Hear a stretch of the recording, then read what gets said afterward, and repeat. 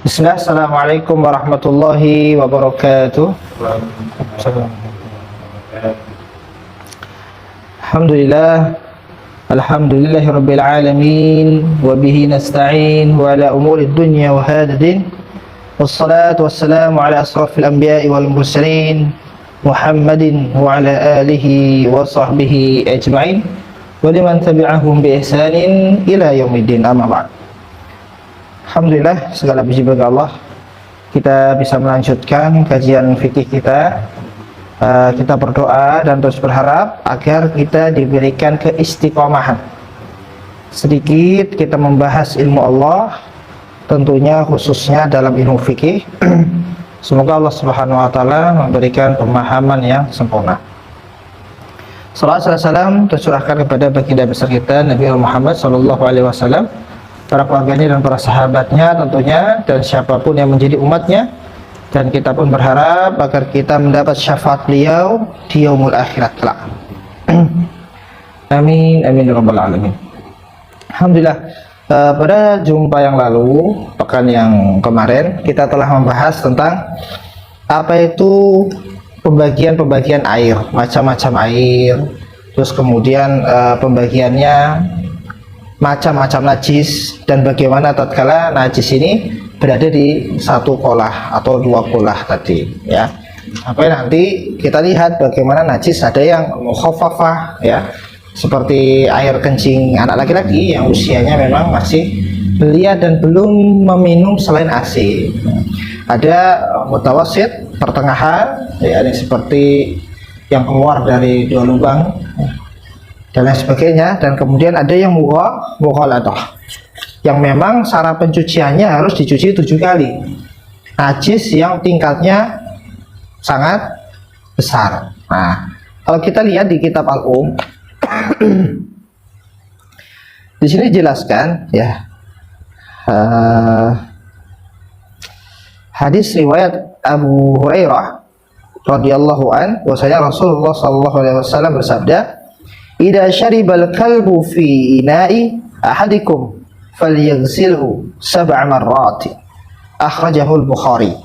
Apabila ada anjing yang minum di bejana kita, anjing nih, ya, maka hendaklah bejana itu dicuci 7 kali.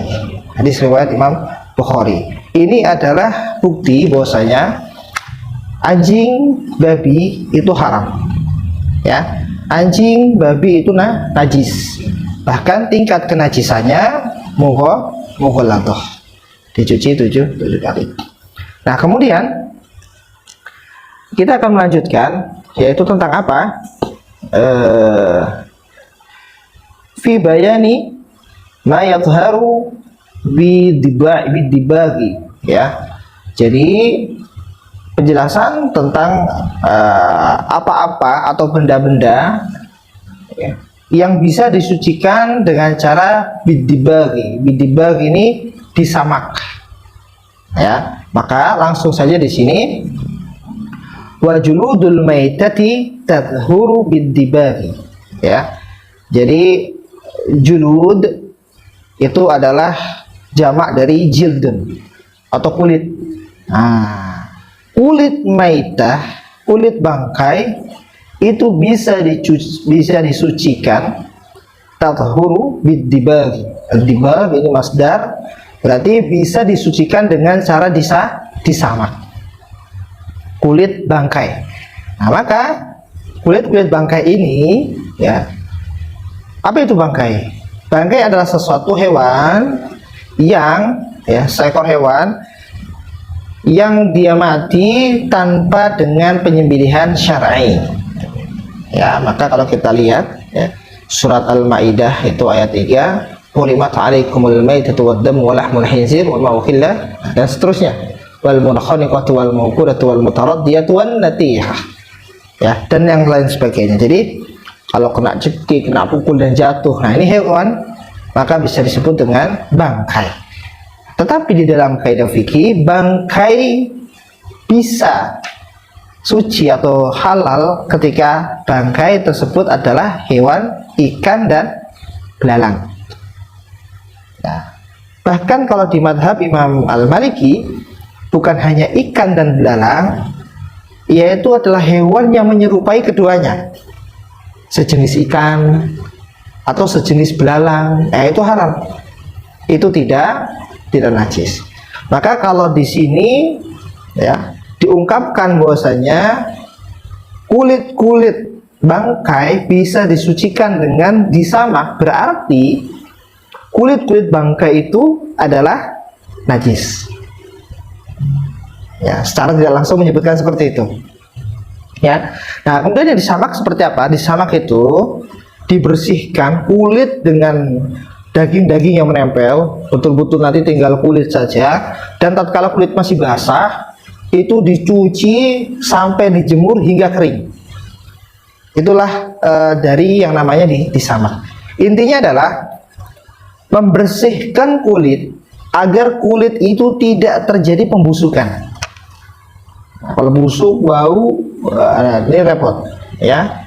Nah, maka disamak ini dijemur sampai kering, hilanglah itu semua. Maka silahkan, itu sudah barang yang suci. Ya, seperti itu. Illa, ya, kecuali apa? Jildal kalbi, yaitu adalah kulit kalbi, anjing, wal khinzir, dan babi. Ya, jadi babi dan khinzir, anjing dan babi, maka keduanya tidak bisa disamak dan tidak bisa disucikan.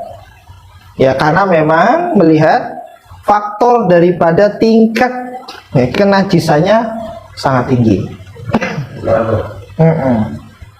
Ya, wa ma tawallada minhuma, dan apa yang keluar dari keduanya. Maksudnya adalah perkawinan antara anjing dengan babi. Allahu alam ini jadi apa enggak. Tapi kalau semisal kita sering dengar kuda dengan keledai gitu ya, itu jadi misalnya gitu ya. Entok sama bebek itu jadi ya. Atau yang serupa. Tapi kalau anjing dengan babi, Allahu alam ya, kalau andaikan anaknya itu lahir juga dihukumi seperti induknya, iya, tidak bisa disamak kulitnya itu, tetap kulitnya akan menjadi najis. Ya. Au min ahadihima, jadi anak dari dua perkawinan ini, atau anjing dengan yang lain, atau babi dengan yang lain. Waalaikumsalam warahmatullahi wabarakatuh. Ahlan Pak Hidayat, Masya Allah. Iya, Masya Allah. Ya. Nah, ini aja cukup. Jadi kita sampai kepada benda-benda yang najis tadi, ya. Jadi kulit itu kalau kita bisa ulangi, kulit bangkai najis. Cara mensucikannya disamak. Tapi ada kulit bangkai yang tidak najis, yaitu bangkai yang boleh dimakan atau halal darahnya, yaitu adalah ikan dan belalang. Bahkan kalau kita lihat Imam Malik, bukan hanya ikan dan belalang, tetapi hewan yang menyerupai keduanya, itu kan boleh dimakan, dan kemudian otomatis bangkainya tidak najis. Adapun yang disebut di sini adalah semua bangkai najis, ya. Sementara seperti itu, ya, bisa disucikan dengan disamak. Disamak itu dibersihkan, tinggal kulitnya tok, kemudian dijemur sampai kering. Intinya menjauhi dari zat-zat yang membuat kebusukan pada kulit tersebut. Ya. Illa jildal kalbi, kecuali apa? Tadi kulit anjing dan babi tidak bisa disamak. Karena mungkin dengan tingkat mughaladohnya itu, tingkat berlebih dalam najisnya itu, sehingga tidak bisa disucikan dengan cara disamak juga. Ya. Wa ma tawallada minhuma, dan yang lahir dari dua perkawinan itu antara anjing dengan babi, atau min ahadihima, atau anjing nanti kawin dengan apa, ya hasilnya itu kan, soalnya ada anjing, peranakan anjing dengan serigala, itu juga tidak bisa. ya, atau babi dikawinkan dengan apa, lahirlah anak turunannya, dan itu juga tidak bisa. Ya. Nah, kemudian dilanjutkan. Wa admul maitati, begitu juga dengan tulang-tulangnya, anjing dengan babi dan seketurunannya, ya. Itu tulang-tulangnya itu juga najis. Ya. Wa sya'ruha, dan rambutnya sekalipun najis. Nah, jadi hati-hati yang buat kuas, yang buat apa, tetap dia udah mati tetap najis, ya. Najisun, ya, wasya'ruha najis. Jadi wa'admul maitati wasya'ruha najisun, tetap keduanya, tulang-tulang mereka, kemudian apa tadi, rambut-rambut mereka, bulu mereka itu najis, illa al-adami, kecuali bangkai manusia. Jadi tatkala kita misal sudah wudhu, kita memandikan mayat nih, ya, kita menyentuh langsung dengan mayat orang tersebut, asalkan bukan kemaluannya, ya, itu kita sholat, tidak usah perlu wudhu lagi, ya masalah, ya. Tapi dengan saat kita sudah bisa wudhu, karena bersentuhannya kita dengan mayat itu tidak najis, ya, seperti itu, ya. Maka dari itu dalilnya apa? Surat Al-Isra ayat 70, walaqad karramna bani Adam, ya, sungguh kami telah memuliakan bani Adam. Itu bab tentang pasal penjelasan hal-hal yang najis dan bisa disucikan dengan cara disamak. Kemudian faslun lagi. Jadi kalau membahas ini per faslun, atau apa itu faslun? Faslun adalah subbab. Jadi gampangnya sekian, nanti ada lagi pembagiannya. Jadi simple, ya, kalau fikih dalam matan Abu Suja ini. Kemudian kita masuk faslun berikutnya. Jadi itu adalah fi isti'mali awani, yaitu dengan memakai sebuah bejana. Awani ini bejana, ya, entah itu ember atau apa, ini bejana tempat menampung air. Kita bahas tentang itu sekarang. Ya.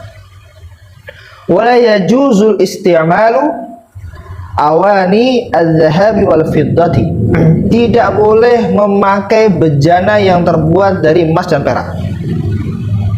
Jadi wudhu atau kita mau mandi, gayungnya terbuat dari emas, baknya dari, nah, tidak boleh, nggak boleh. Apa dalilnya? Ya, hadis dari Abu Hudzaifah.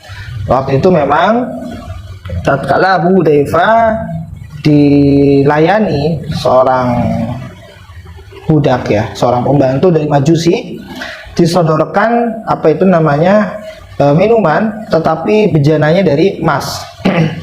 Lalu dibuang sama sahabat Hudzaifah radhiyallahu an.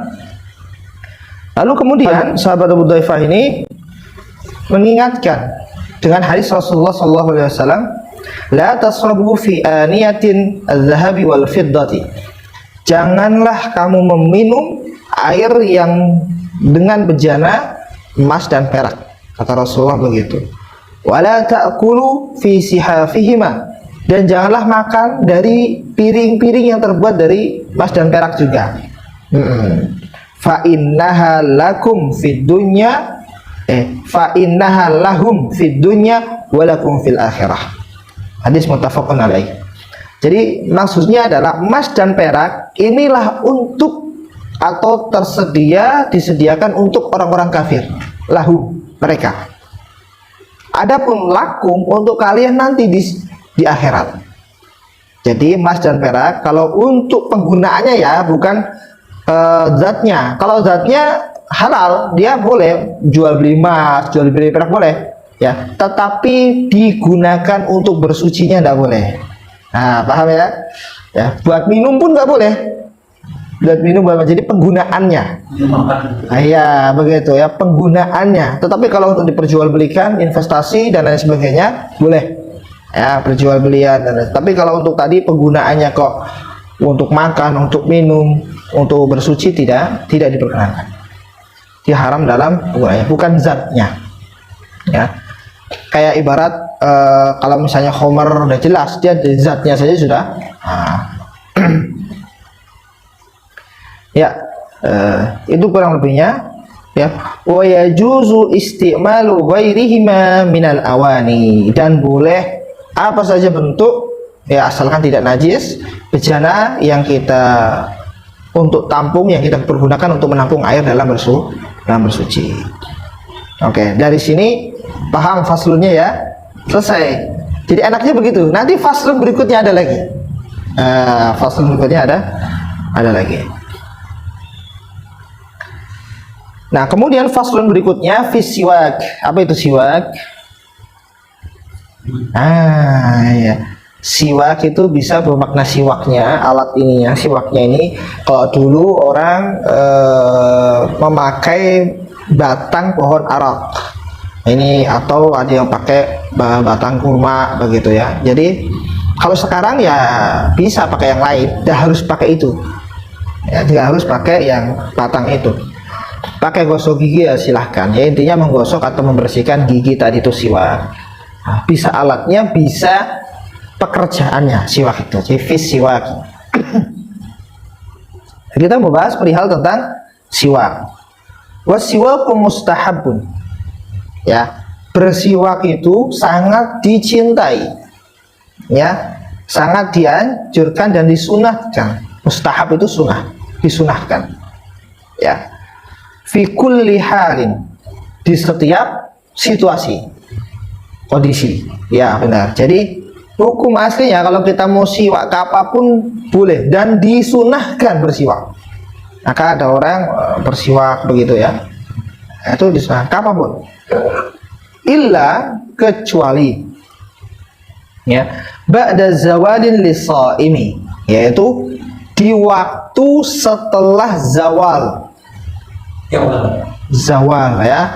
Apa itu zawal? Zawal adalah waktu dimana habis sholat zuhur. Jadi sholat zuhur ini, kalau masih matahari berada di atas kita pas, itu belum boleh masuk sholat zuhur, karena termasuk waktu yang dilarang untuk sholat. Nah, kapan terjadi waktu sholat zuhur itu tiba? Tatkala matahari sudah zalat. Asyams itu sudah jalan, sudah tergelincir mulai ke barat, ya kan dari timur ya barat. Nah kemudian setelah itulah tidak disunahkan, ya, tapi bagi yang berpuasa. Kalau yang tidak berpuasa ya nggak apa-apa. Dan ini pun sebetulnya hanya tidak disarankan atau tidak disunahkan saja, karena berdasarkan dari hadis Rasulullah SAW. Kita lihat di sini, ya, hadis yang diriwayatkan oleh Imam Bukhari yang dibawakan oleh Abu Hurairah tentang bab siam, bab tentang puasa. Asyam junnatun. Asyam itu tameng, ya. Tameng dari apa? Dari api neraka, ya. Seperti tamengnya kamu, kajunnatu ahadukum minal qital, seperti tamengmu ketika dalam peperangan. Jadi saum ini, puasa adalah tameng.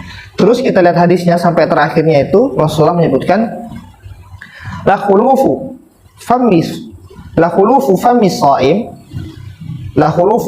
shaim, ya, bahwasanya bau daripada orang yang berpuasa atyabu indallahi ta'ala min rihil misk, itu lebih harum, ya, lebih wangi di sisi Allah Subhanahu wa taala daripada minyak kasturi. Jadi kalau kita lihat, oh bau banget ini, enggak, itu lebih wangi di sisi Allah ya, bukan di sisi kita, tetap aja bau, tapi di sisi Allah yakinlah itu lebih wangi. Maka maksudnya adalah tidak usah dibersihkan supaya mendapat pahala hadis ini, dapat faidah hadis ini. Jadi kalau lagi puasa, posisi bau, ya kan, mulut, tapi ini sudah zuhuran. Kalau sebelum zuhur tidak apa-apa, disunahkan. Nah kalau pas puasa setelah zuhur tidak usah dibersihkan, biarkan. Pas baunya itu ternyata atyab, ya, lebih wangi indallahi ta'ala min rihal misk, daripada baunya kasturi. Ya, jadi maksudnya adalah kita mengambil faidah hadis ini. Ya. Nah, kenapa kok perlu bersiwak? Ya, karena dorongannya, dalilnya adalah hadis dari Aisyah radhiyallahu anha yang diriwayatkan oleh Imam An-Nasa'i, as-siwaku matharatun lil fami mardatun li rabbi. Bahwasanya siwak itu pasti sehat. Karena Rasulullah yang berbicara ini. Dan yang kedua, selain sehat adalah ia mendapat ridho daripada Allah Subhanahu wa taala. Jadi dapat sehat, dapat ridho. Karena Allah suka yang bersih-bersih. Allah suka yang baik-baik. Ya. Nah, kalau mau sholat kok baunya mulutnya ya, petai apa dan sebagainya ya. Nah, kemudian tadi sudah. Nah, di sini ada poin. Ya. Wa huwa fi salasatil mawadi'i asyaddu istihbaban. Ya. Wa huwa fi salasatin, tetapi ada 3 kondisi mawadhi' asyaddu istihbaban, yaitu yang lebih sangat dianjurkan dalam bersiwak. 3 kondisi ini. Jadi kalau kita tidak bisa bersiwak, sering bersiwak, minimal di 3 tempat ini kita bersiwak. 3 waktu ini kita bergosok gigi. Ya, maka minimal ini berarti paling ininya ya, paling jarangnya. Yang pertama adalah inda taghayyuril fami min azmi wa ghairihi. Ya. Tatkala taghayyur, ya, taghayyurul fami bukan berubah mulutnya, tetapi berubah bau mulutnya. Jadi yang tadinya netral sudah mulai bau, ya. Min azmi wa ghairihi, dari apa? Azmi ini bisa suku tawil, terlalu lama diam.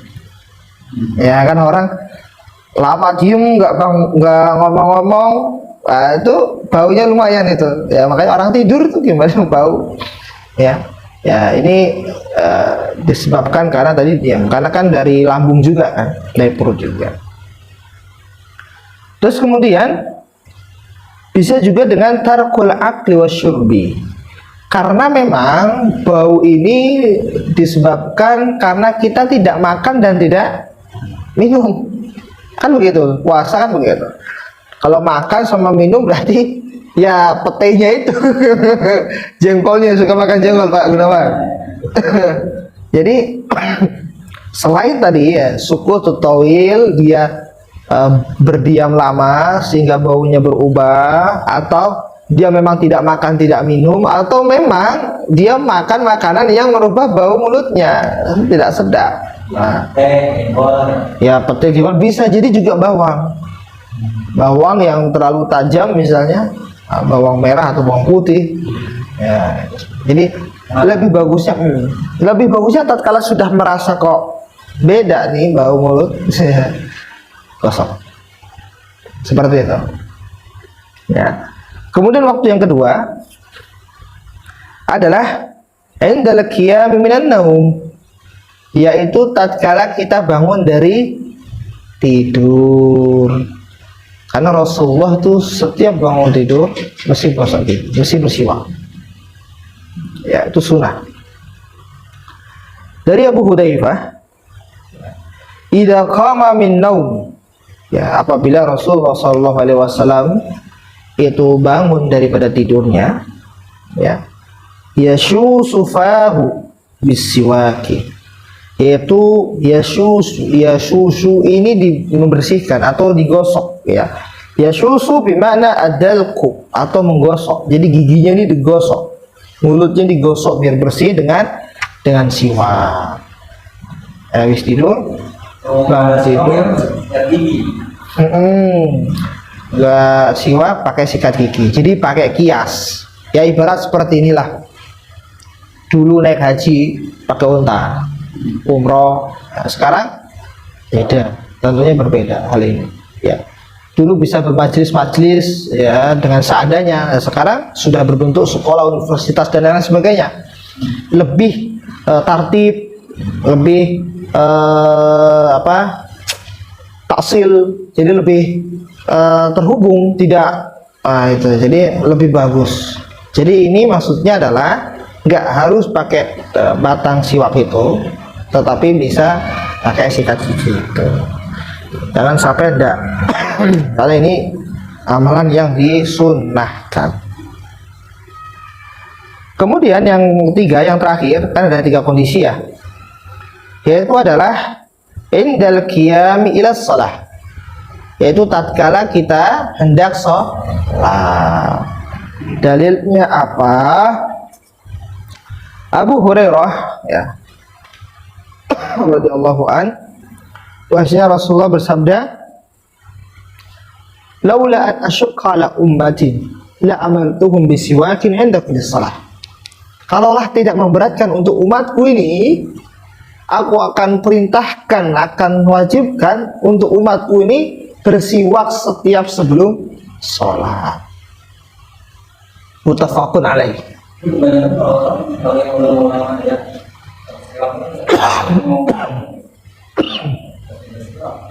Ya.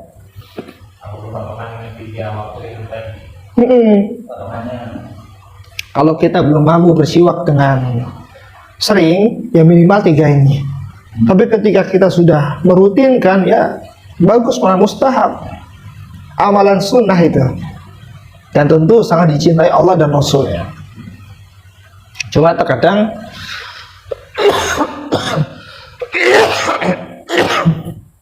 kita malas bersiwak karena mikir kalau pakai sikat gigi, pakai odol, harus ke kamar mandi pakai air. Ya kalau siwak ya langsung ya seperti itu.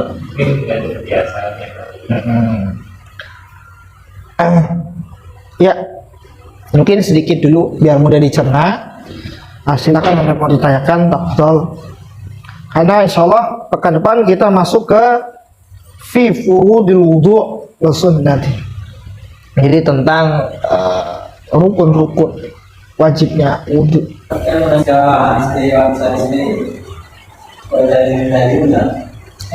Gimana?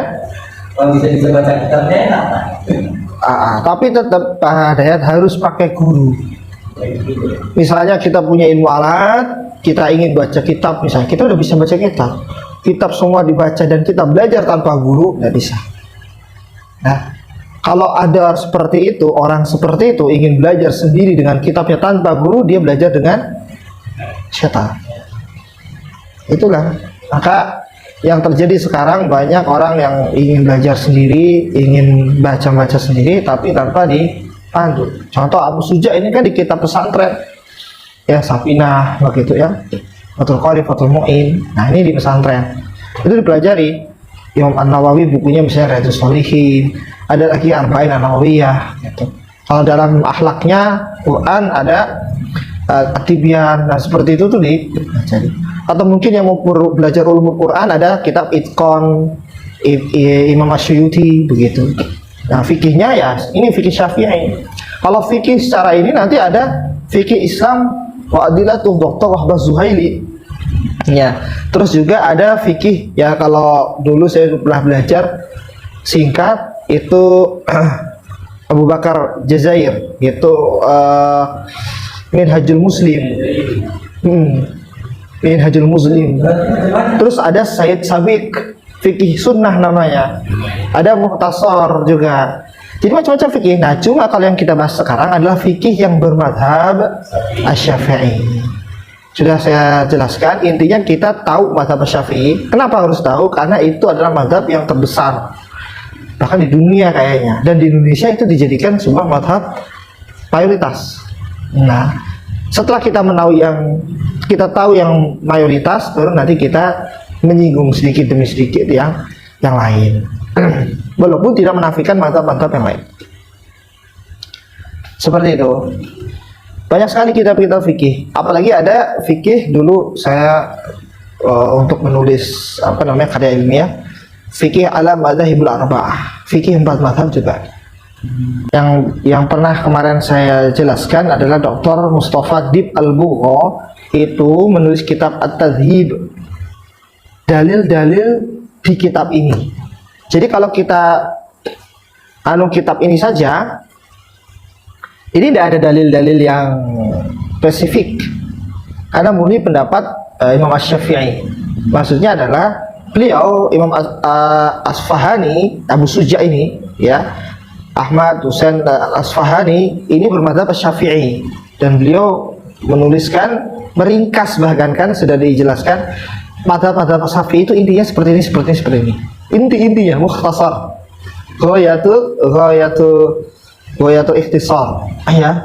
Nah, adapun dalil-dalilnya bukan di sini, tapi di kitab At-Tadhib. Nah, beda lagi. Nanti disitulah dalilnya seperti apa gitu. Kali ini berarti bahas tadi tentang najis, lebih tepatnya adalah benda-benda yang najis yang bisa disucikan dengan disamak, yaitu kulit, ya, dengan yang tidak bisa disucikan, baik disamak maupun tidak, ya. Terus kemudian apa tadi tentang bejana, ya, bersiwak, habis bejana kemudian bersiwak. Bejana ini juga penting, karena memang di hadis yang sama diharamkan juga sutra bagi laki-laki dan dimakruhkan bagi perempuan. Jadi sutranya sih zatnya tidak haram, tapi pemakaian dan penggunaannya itu ya. Iya. Tadi yang disentuh sama tidak sama anjing atau babi, tadi sama hukumnya membersihkannya. Ya. Betul. Itu disuci 7 kali. Itu kalau pakai tanah. Iya. Ada itu ya. Bukan ada kulit kan kita. Ya, nih. Di dalam kitab Al-Um, saya bawa kitab Al-Um. Mau lihat? Idza walagal kalbu fi ina'i ahadikum falyaghsilhu 7 marratin. Ya, jadi disuci berapa? 7 kali. Ulahunna au ukhrahunna biturabin. Entah pertamanya dengan tanah atau terakhirnya dengan tanah. Maksudnya terakhirnya dengan tanah kan kotor ya, dicuci lagi. Maksudnya apa? Yang ketujuhnya ini. Pertamanya atau yang ketujuh, pokoknya dengan tanahnya tadi. Rawahu sekali aja tanah. Ini ulahuma au akhrahuma, ukhrahuma, atau yang lainnya. Seperti itu. Ya. Karena pakai au. Au berarti kan salah satu, bukan wow. Ya kan? Au kan atau. Di antara 7 itu pakai tanah, hadis yang dikeluarkan oleh akhrajahu At-Tirmidzi. Ya. Ulahunna au. Ya. Ya, alhamdulillah, kita akhiri dulu dengan alhamdulillah dan doa kifaratul majelis. Alhamdulillahirabbil alamin. Subhanakallahumma wa bihamdika asyhadu an la ilaha illa anta astaghfiruka wa atubu ilaik. Aqulu qouli hadza astaghfirullah wa lakum. Assalamualaikum warahmatullahi wabarakatuh. Waalaikumsalam.